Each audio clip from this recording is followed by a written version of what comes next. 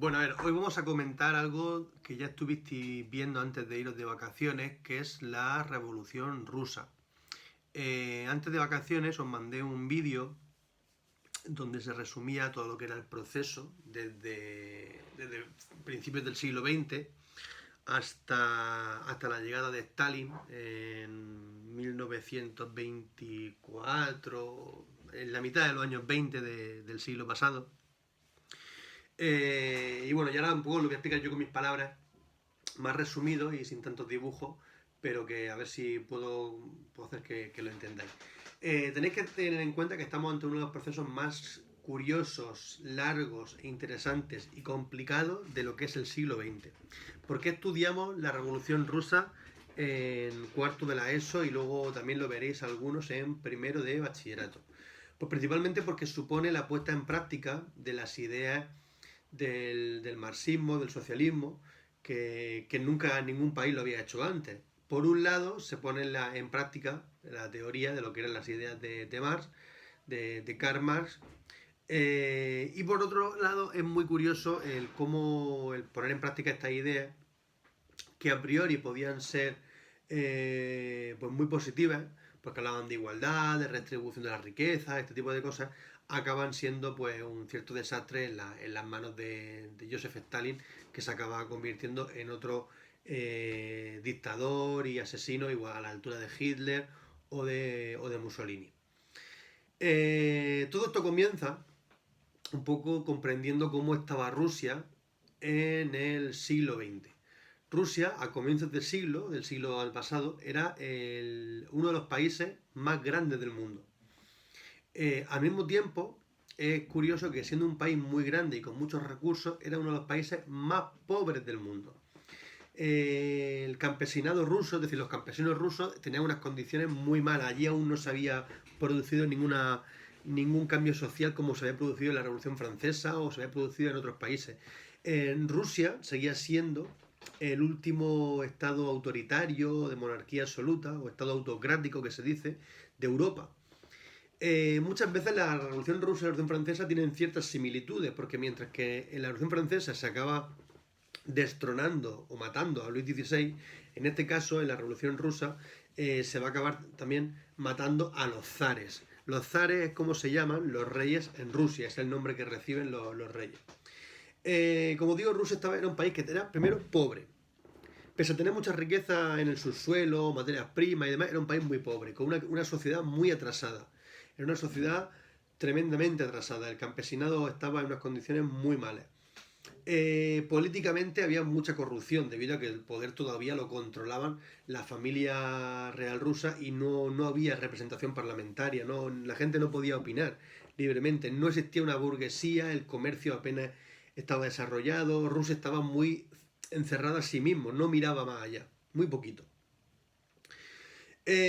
Todo esto hace que Rusia, desde principios del siglo XX, intente poco a poco abrirse, cambiar algunos de los aspectos que estamos comentando. No lo va a tener fácil, porque Rusia en 1905 va a tener una guerra con Japón.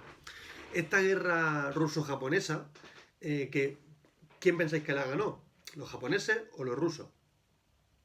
Pues la ganó Japón. Esta guerra de Rusia y Japón, el hecho de perder la guerra hizo que Rusia aún las cosas fueran peor.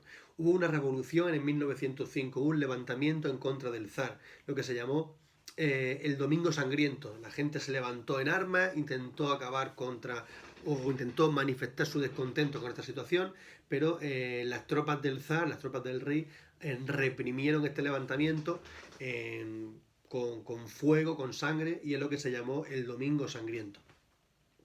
Lo único que se consiguió a raíz de 1905 es que se creara el Parlamento, se creara un lugar donde la gente pudiera expresar sus opiniones o algún tipo de malestar en contra de lo que estaba ocurriendo. Lo que pasa es que el Parlamento estaba bajo manos del zar ruso y tampoco llegó a tener un poder de verdad, un poder efectivo.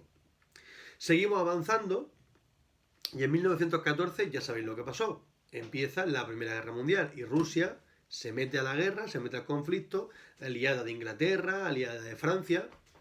Una guerra, ya sabéis, que nunca trae beneficio económico. Si Rusia ya estaba mal, Rusia tenía problemas, tenía una sociedad, como digo, muy atrasada, una economía donde el comercio apenas internacional o comercio exterior apenas se movía. Has tenido un fracaso en 1905. Te metes a la guerra, ¿qué hace? ¿Que el país vaya mejor o que vaya peor?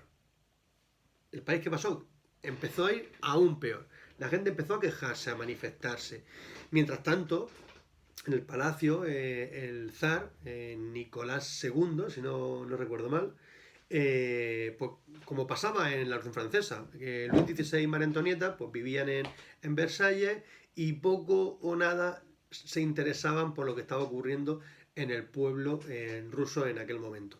Bueno, pues desde 1905, desde esa revolución, ya empezaron a unirse soldados, campesinos, obreros, en ciertas reuniones pues, para organizarse e intentar demostrar su malestar y esta situación. Estas reuniones de esos obreros, soldados, campesinos, se llaman los soviets, que van a tener un papel muy importante en la revolución, porque van a ser los que lleven algunas veces la voz cantante y los que se dediquen a meter caña, para que os hagan idea, y van a ser el brazo fuerte de todo esto.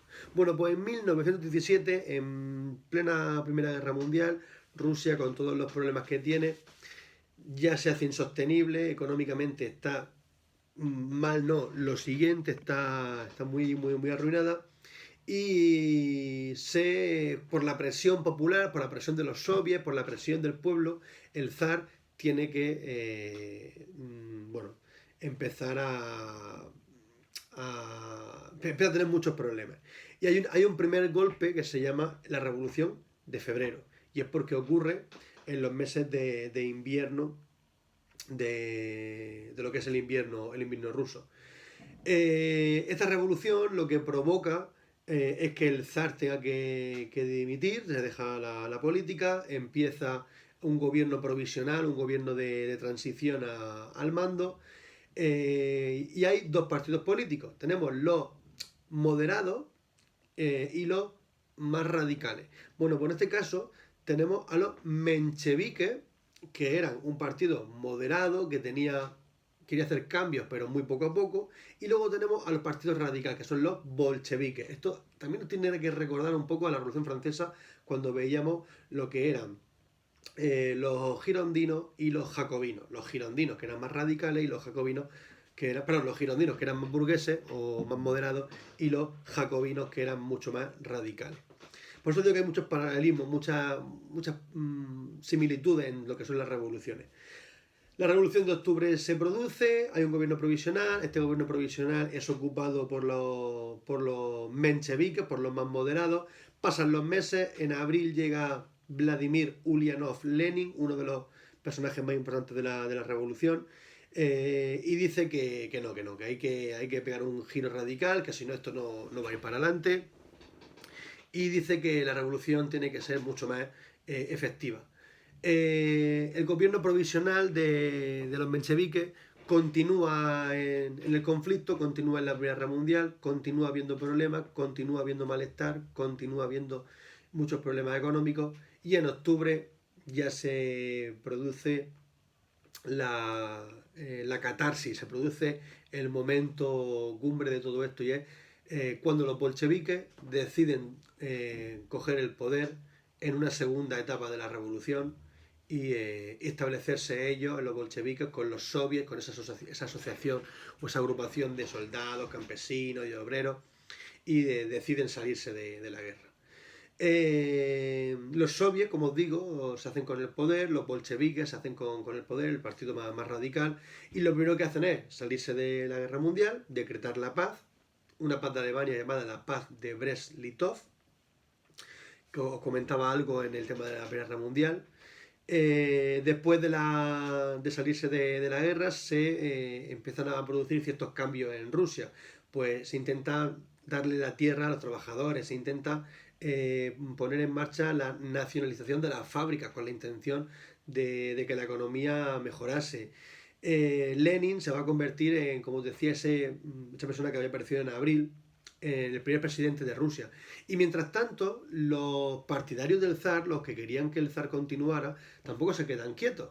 Y comienzan lo que es un enfrentamiento entre los que ayudan al zar, sería el ejército blanco, y los que están en contra del zar, que han tomado el poder, los revolucionarios, que es el ejército rojo. Es una guerra civil, la guerra civil rusa, que dura entre 1919 y 1921 aproximadamente.